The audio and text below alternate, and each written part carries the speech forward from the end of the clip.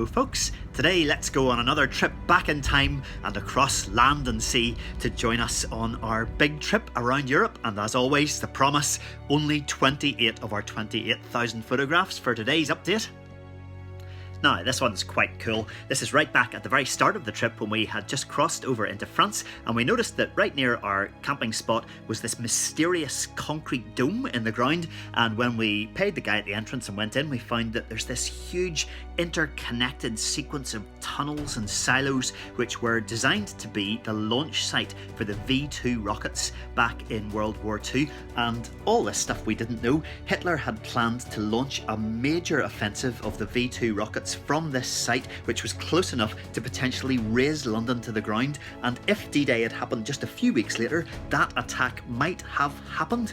And so, tucked away in the middle of the French countryside, we found this place where the world as we know it was within a hair's breadth of destruction.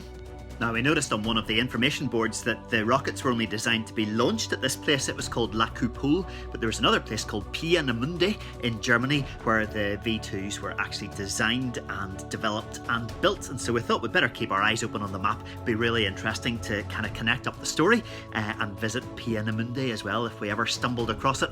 So sure enough, months later, right up in the northeastern corner of Germany, when we had just crossed over on the ferry from Sweden, we noticed we were right beside Peenemünde, so we thought we'd better check it out.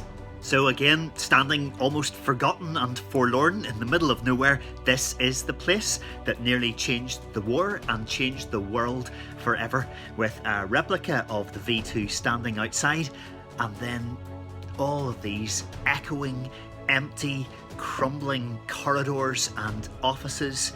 Some of them almost with that spooky sense that all the designers and developers had just moved out the day before, and this incredible story that they told of all these scientists and boffins pushing back the frontiers of technology, geniuses in a lot of ways, and yet were they unaware of the incredible human cost, the awful destruction that their inventions would cause.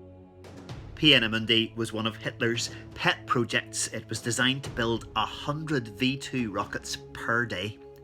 But today the production lines just stand rusting and cobweb covered, but largely untouched and unchanged, just as a memorial, a reminder of what a precious, slender thread peace hangs on.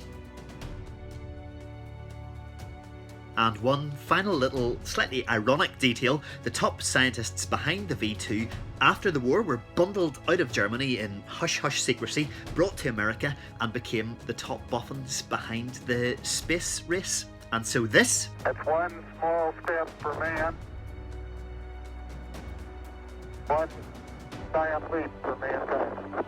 might not have happened if it wasn't for the guys who once were at the controls of all of this.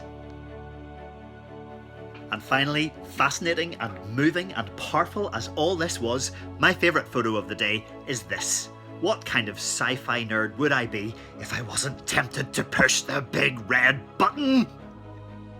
And so today, let's change our script slightly and light our candle with one prayer alone.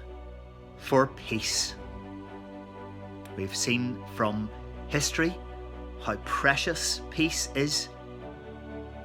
We see from our news today how fragile peace is. So we pray for peace in our troubled souls and our troubled world.